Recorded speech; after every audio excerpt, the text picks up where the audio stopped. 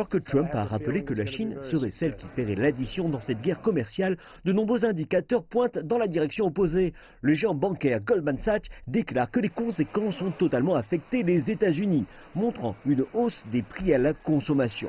Ils expliquent que cela s'explique par le refus des exportateurs chinois de baisser leurs prix, un geste que Trump n'a pas vu venir. Mais la réalité de l'impact des droits de douane est claire pour beaucoup.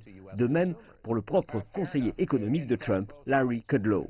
Les deux parties vont en souffrir.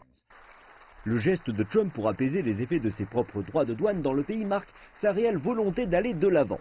Quand Trump a annoncé une nouvelle série de hausses sur Twitter, il a aussi tenté de rassurer les agriculteurs que cela n'affecterait pas leur compte de base. Il a déclaré que les États-Unis utiliseront l'argent des droits pour acheter leurs articles et les enverront vers les pays pauvres et affamés en tant qu'aide humanitaire.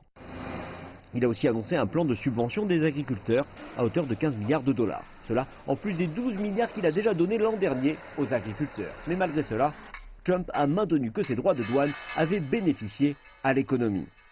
Nous prenons des centaines de milliards de dollars, nous récupérons des milliards de dollars de droits de douane et ces taxes iront en augmentant. Et si vous regardez ce que nous avons fait jusqu'à présent avec la Chine, nous n'avons même pas pris 10 centimes jusqu'à ce que je sois élu.